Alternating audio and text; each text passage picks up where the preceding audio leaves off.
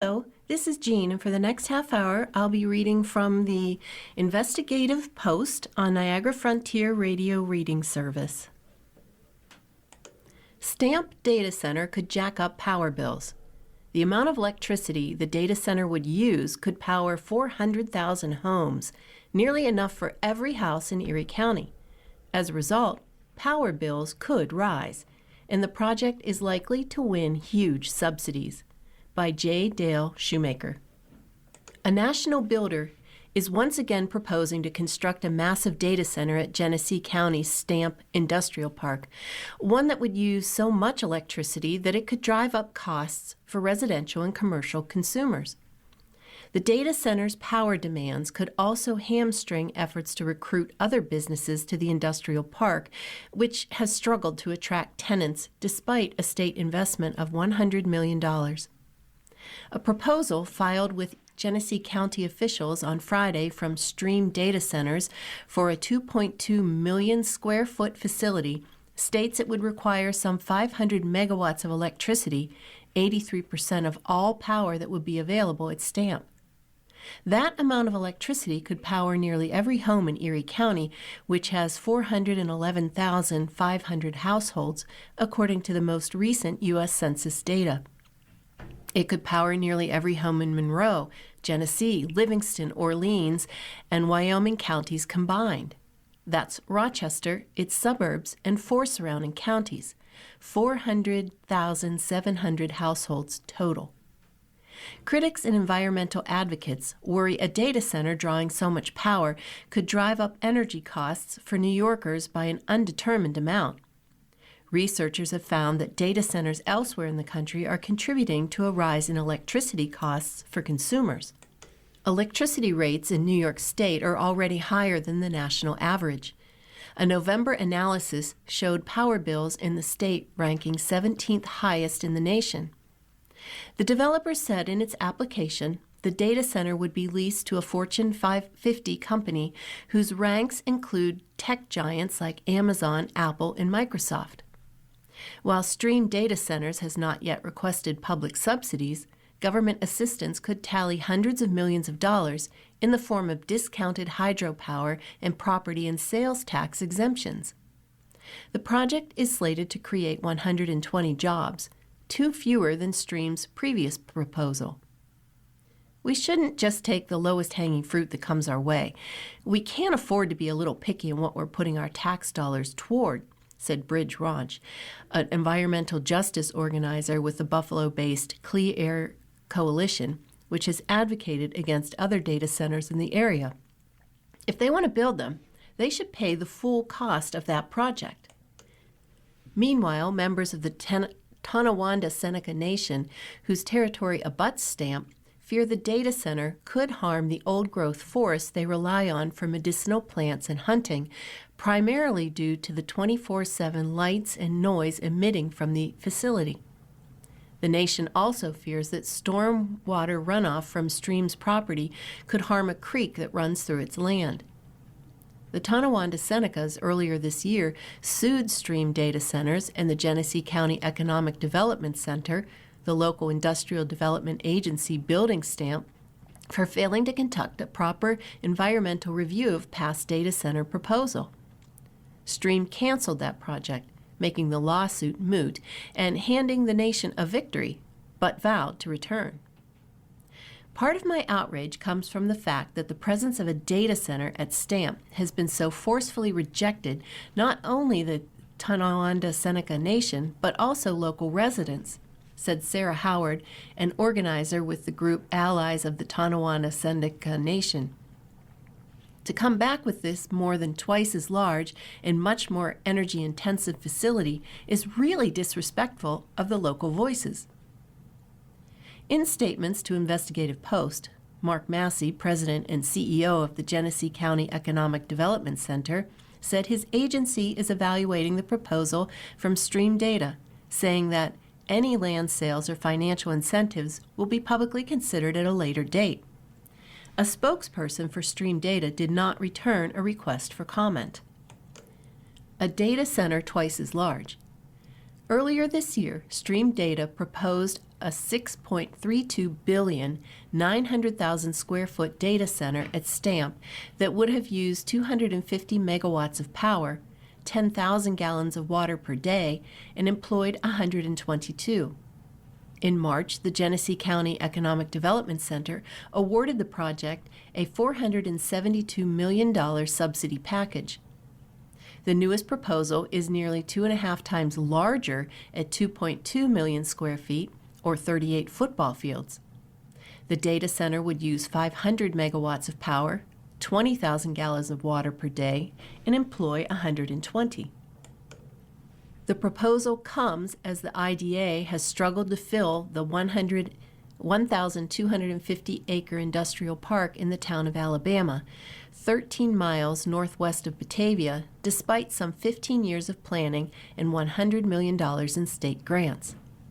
Only 2 companies, Plug Power and Edwards Vacuum, have committed to the megasite, though Plug Power, struggling financially, recently canceled its plans.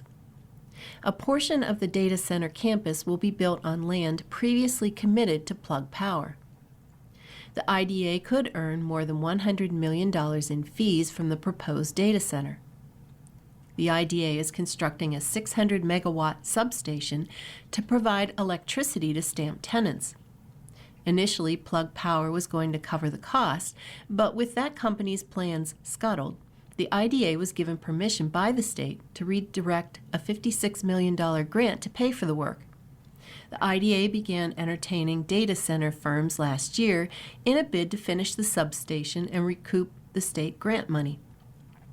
Should the 500-megawatt data center come to life, Stamp will be left with about 93 megawatts of power to offer to future tenants. The availability of hundreds of megawatts of power was a gold mine for the industrial park, despite its remote location, site selectors previously told Investigative Post. Massey of the IDA said in a statement that 93 megawatts was plenty to market to other firms. The agency, he said, will be able to continue to market low-cost power in our ongoing efforts to bring more companies to Stamp, he said. The data center is already facing vehement opposition from the Tonawanda Seneca Nation and the surrounding communities. Dozens spoke out against Stream's first proposal in February. In a December letter, a group of more than 600 members of various advocacy groups wrote to leadership of Stream opposing the project. Data centers, Nation spokesperson Grandel Logan said, are noisy. That's the big thing. This one is larger. Animals are sensitive to it. We're sensitive to it as well. The land, he added, needs to be protected. It needs to be respected by people off territory as well. Electricity bills could rise. Electric grid experts told Investigative Post that a data center drawing 500 megawatts of power could raise electricity bills for both residential and commercial customers.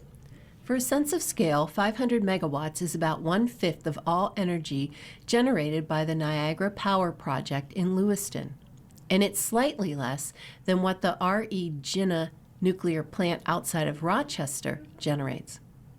A spokesperson for the New York Independent System Operator, the organization that manages the wholesale energy market in New York, said it will conduct a study on the data center's impact. In an October blog post, NYISO pointed to a dwindling supply and increased demand as one factor driving up electric bills in the state. In recent reports, the organization has stated that New York's demand for electricity will come close to the available supply within 5 years, likely resulting in higher prices for consumers. As older fossil-fueled plants retire and new energy projects struggle to come online fast enough, the grid is experiencing a narrowing margin between available and required resources, the organization noted, highlighting that the grid has lost about 2,000 megawatts in capacity in recent years. The data center would drive up the demand in the whole state. That might trigger more generators getting built or trigger more expensive generators getting turned on to meet the peak demand, said Jessica Azule, the executive director for the Alliance for a Green Economy. At Stamp, electricity would come from a 600 megawatt substation constructed by National Grid and owned by the IDA, Genesee County Economic Development Center. Both the New York Power Authority and National Grid would feed power into the substation. Earl Wells III, a spokesperson for the Genesee County Economic Development Center, did not respond to a question about the data center driving up electricity costs. Neither did Governor Kathy Hochul's office, nor the Empire State Development Corps, the state's economic development agency. A spokesperson for the governor said only the administration, quote, continues to support advanced manufacturing tenants at this site, like the soon-to-be operational Edwards Vacuum Facility, end quote. That facility will employ 600 and use 7 megawatts of power. Q&A, Buffalo's incoming mayor, Sean Ryan. Ryan, who takes office in January, outlined his vision for the city and spoke about municipal finances, police reform, urban expressways, and affordable housing, among other issues. Sean Ryan, Buffalo's mayor-elect, said in an interview Friday evening that he's inheriting a city hall that's been, quote, hollowed out by poor management with a, quote, demoralized workforce. Before a live audience at Birchfield Penny Arts Center, Ryan described vacant offices, a lack of communication within and between departments, unspent state grant money, and a deferred maintenance of city infrastructure. And, naturally, the incoming mayor talked about the city's dire financial straits, a structural budget imbalance of at least $50 million, no savings left to cover shortfalls, and escalating costs, especially overtime, exacerbated by stagnant revenues. We've sort of intentionally impoverished ourselves for over a decade, and now we're just in deep in debt, Ryan said in an interview conducted by Investigative Post's Jim Heaney and Jeff Kelly. I'm coming in as the CEO of a $640 million company with 3,500 employees that hasn't turned a profit in 12 years. In addition to city finances, Ryan addressed questions about police reform, transparency in government, remaking the Kensington and Sajaquota expressways, economic development, affordable housing, education and poverty, and investing in the East Side. Following are key takeaways from the 85-minute exchange. Balancing city finances. Ryan said he'll consider moving ahead with the sale of 4 city-owned parking ramps as proposed by acting Mayor Chris Scanlon in order to balance the current budget, which runs through June 30th and is already in the red. It's not a good idea, he said of selling the ramps, which he opposed during the mayoral campaign, arguing the ramps provided much-needed recurring revenue to the city. But when you're in these situations, you have to accept sometimes you have to do stuff that you shouldn't do. He said he'd consider long-term deficit financing, i.e. borrowing, to make up the rest of the current budget year's deficit, which he estimated at $18 million. He also said the city should be using its borrowing power to invest in city infrastructure, e.g. roads, sidewalks, bridges, parks, street lighting, and community centers, which have suffered from years of neglect. He hoped Albany would provide the city a soft landing over the next 3 years while his administration tries to balance the city books. Year 1, we're going to need a lot of help from the state. Year 2, less help. Year 3, if everything goes well, we should be balanced, he said. But remember, balance means just we'll be able to continue to pay for the subpar services that we get, he said. Balance just means keeping it the way it is. So then we've got to grow out of that. That growth will include gradual increases in city taxes, which he said are currently far lower than those in surrounding communities. Improving and restoring services. Ryan lamented the diminishment of the city's Community Services Division, which used to provide programming at community centers before it was gutted by the state-imposed Financial Control Board. During the last control board, all the positions of city employees who did stuff in community centers, they're all eliminated, so now we contract with nonprofits to run our community centers. but we don't provide them with guidance on what we want them to do. And there are some nonprofits who just do a terrific job, and those centers are humming. Other ones are super quiet. He said his team met with the union that represents city snowplow drivers, who told him they were handcuffed by management and decrepit equipment. They'll tell you, we know how to plow the streets, but no one listens to us. And on any given day during the winter, 1/3 of the equipment's broken. We can't plow the streets if the snowplows don't work.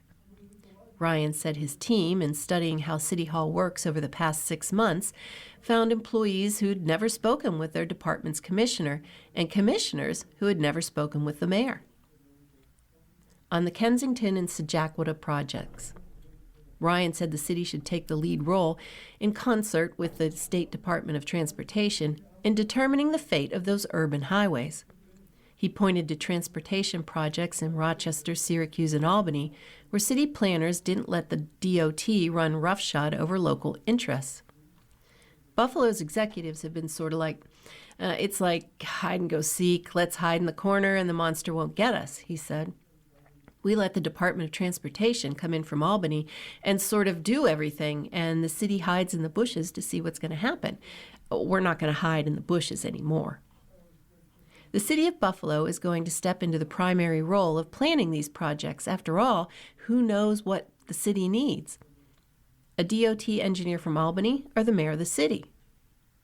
Asked how he envisions the remaking of the Kensington and Sejaquada expressways, Ryan said, I think if at the end of this all that a kid can't get on their bike at MLK Park and ride a parkway to Delaware Park, then it's been a failure of project. Not to say it's going to be easy. That roadway carries a lot of people, and it's going to take some complex planning. Investing in the East Side. Ryan said government policies are at least in part responsible for the redlining, segregation, and disinvestment that have plagued the city's predominantly black neighborhoods. So if government could create that, we can do the inverse, and we can fix it, he said. He said in the past, the city's East Side housing policy consisted of demolitions and bulldozers. He outlined plans to use state resources to subsidize improvements to existing rentals and build new single-family homes in neighborhoods where people live, where people have invested and stayed for generations, but they have 2 or 3 missing teeth on the streetscape. You got to concentrate on renovations because it's the quickest, it's the cheapest, and it's the fastest, he said. You can get a unit back on track for $70,000 in 3 months. It's going to take you 18 months to build a house under the best conditions. If you can get a unit back online for $70,000, you should do that all day long rather than spend $350,000 to get a new one. He said the resources would be directed to between 3 and 5 areas comprising about 10 blocks each. And we're going to stay there until that 10 blocks is done, and then we're going to move to the next 10 blocks. He called the continuing epidemic of lead poisoning a tragedy that plagues East Side neighborhoods. Landlords are allowed to rent houses that kill children in the city of Buffalo. Because of that, our kids have been lead poisoned for a generation, he said. It'll be on me to figure out a system to inspect rental units and help landlords remediate the chipped and peeling paint that accounted for most lead poisoning cases. We cannot have the success we want as a city if we allow the East Side to keep living in those conditions, he said. If those conditions don't change, we're never going to get better as a city. Revitalizing downtown. Ryan, who has been a critic of tax breaks and other subsidies for developers, said the key to revitalizing downtown was making it a fun, desirable place to be. He said Buffalo Place, the group that's supposed to be promoting downtown for their business improvement district, has been flat for years. We got rid of doing the big events like Thursday in the Square, he said. It brought so many people downtown, it kept them downtown. But I'll always just go back to what's the infrastructure, what's the conditions of the street on the block where Shays is, the central block of the theater district. There's 7 streetlights that don't work, so let's start with that, right? There's sidewalks cracked throughout the area, lots of vacant storefronts, but there's no effort to talk to those owners to say, all right, even if it's vacant, let's put a nice display in there. Let's put lights on during nighttime. Changing the police department culture. Asked about the cost of settlements to police misconduct lawsuits, at least $80 million over the past decade, Ryan prescribed better training, more transparency, and leadership hired from out of town to shake up the culture of the police department. The last time the police department underwent any profound change, it was when Tony Masiello, in his first month in office, when he brought in Gil Kirsliskowy, Ryan said, referring to the commissioner who served from 1994 to 1998. So, right now we're recruiting to bring someone into Buffalo. We need to shake up the culture. We need to shake up the attitude, and we have to implement training. Trained officers usually don't commit the misconduct that erodes public trust and ends in lawsuits. People want accountability. They want to know when they call the police department a highly trained officer is going to respond, and that no matter who they are going to be treated the same. He said under his administration, city police would not assist federal agents in detaining and deporting migrants. We're not going to be cooperating with Donald Trump, he said. Buffalo police do not do civil enforcement. We don't respond to OSHA calls. We don't help the IRS collect liens. That's all civil, not criminal. And immigration, it's civil. Improving city schools. The key to improving educational outcomes in city schools is not mayoral control of the district governance, he said. It's alleviating poverty. You're not fixing urban education if you remain a super segregated city where all the kids live in poverty. You know, teachers could all be Mother Teresa. You're not going to get good results. There's not a city in America that has a poverty rate like Buffalo's that gets any different educational outcomes, he said.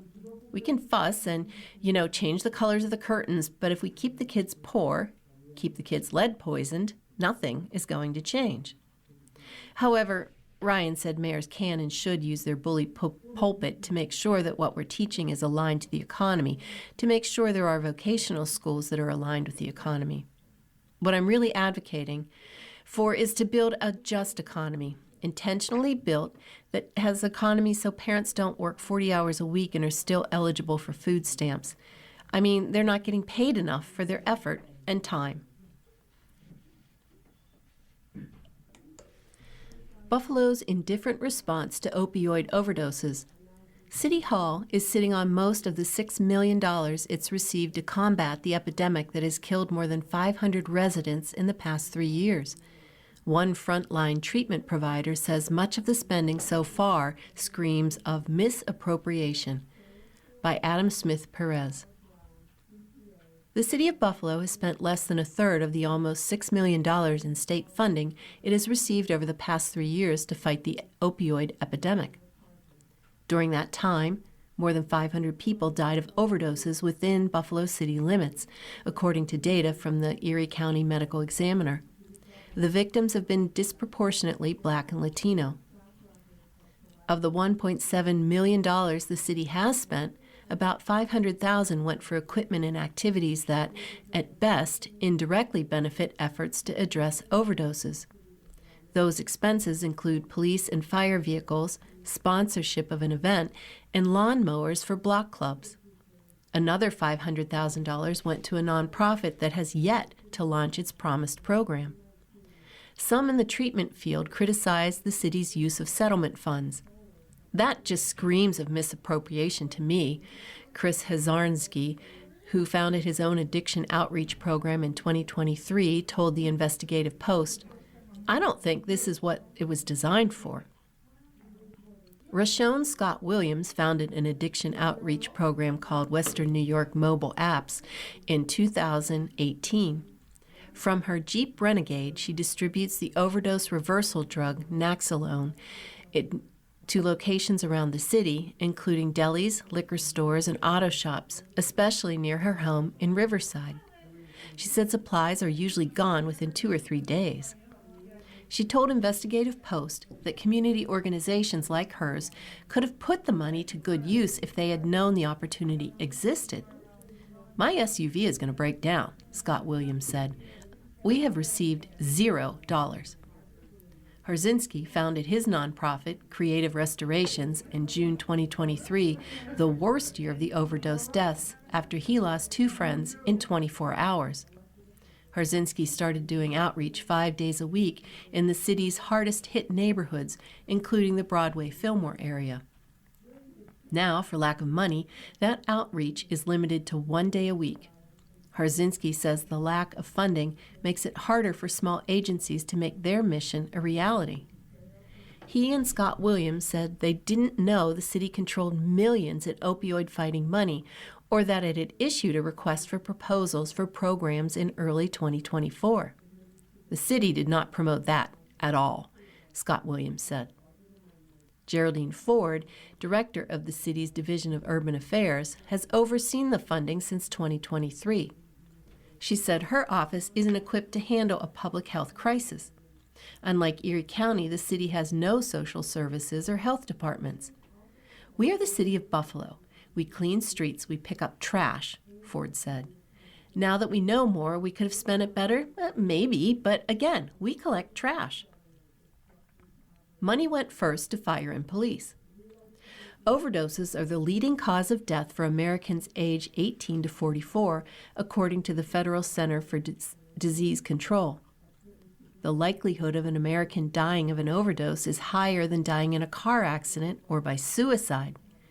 Since 2000, more than 1 million people in the U.S. have fatally overdosed from a variety of drugs, with opioids, a category that includes heroin and fentanyl, the cause of most of those deaths. To date, the Attorney General has won $3 billion through litigation against drug manufacturers and distributors for their role in the epidemic. Purdue Pharma and the Sackler family are among the most well-known targets of the lawsuits, accused of over-marketing OxyContin, leading to an uptick in opioid addiction nationwide. New York created its opioid settlement fund in 2021. The money will be dispersed over the next 2 decades. To help to determine how, the state in 2022 created an advisory board, a body of experts appointed by the government officials that makes recommendations to the governor and legislature in an annual report. To date, more than $454 million has been distributed through the State Office of Addiction Services and Supports, according to a spokesperson for the agency. Tracy Gardner, one of the advisory board members, told Investigative Post that across the state, funding is not going to where the harm is happening. Buffalo has received $5.9 million from the Office of Addiction Services and Supports since 2023. The city has spent $1.7 million of that money. Under then-Mayor Byron Brown, the city awarded grants to 2 addiction service providers, Cazenovia Recovery and Save the Michaels of the World, 2 larger agencies. Cazenovia Recovery ultimately rejected awarded funding from the city in order to reapply for a larger grant the following year, a spokesperson told Investigative Post. The spokesperson said they are still waiting to hear if the application has been approved. Save the Michaels, flagged 2 years in a row by auditors for noncompliance with nonprofit law, has yet to develop a program it originally planned to open by winter 2023, according to its grant application. The $500,000 grant was supposed to pay for 5 workers and renovate an East Side building donated to the organization in 2022. Contractors working on the project told Investigative Post that the work has been delayed because of funding issues. Ford said the city might have awarded funding to smaller organizations if they had applied. Because there were so few applications, she said, the city chose to award much of the money to police and fire departments.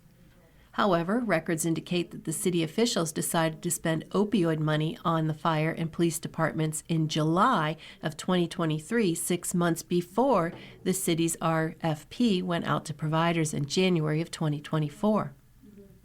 In a letter written on July 25, 2023, Ford and then Finance Commissioner Delano Dowell asked that the opioid settlement money be directed to police and fire purchases in fiscal years 2024 and 2025.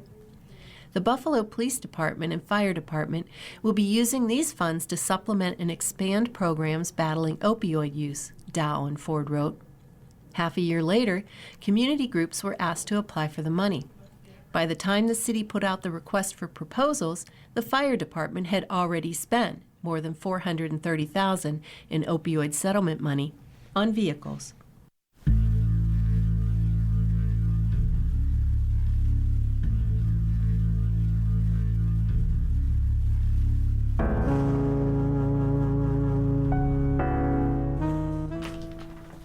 following program is intended for listeners who are blind.